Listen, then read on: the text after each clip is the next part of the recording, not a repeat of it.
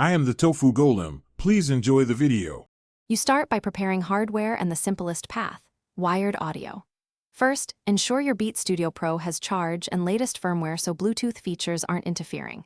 Next, decide your wired interface. 3.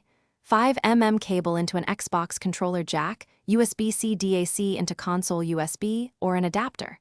Once you pick one, connect immediately. You avoid pairing conflicts and latency. Make sure the controller firmware is current, because Xbox routes chat and game audio through updated controllers only. You now complete the physical link and configure Xbox audio settings.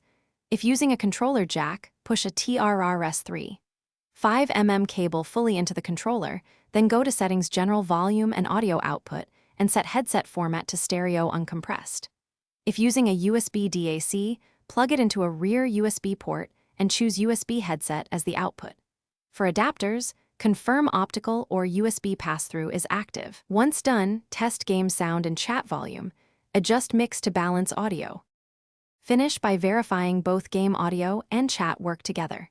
You should launch a game and a party chat, then use the headset chat mixer to balance game and voice. If audio fails, immediately check physical connections, swap cables, try a different USB port, or restart the Xbox and controller. Reseating often resolves negotiation issues. Also make sure firmware on the controller and Beats is current, because updates frequently resolve mic routing and latency. This single step solves many common problems. Thanks for watching. Consider subscribing if we helped you today.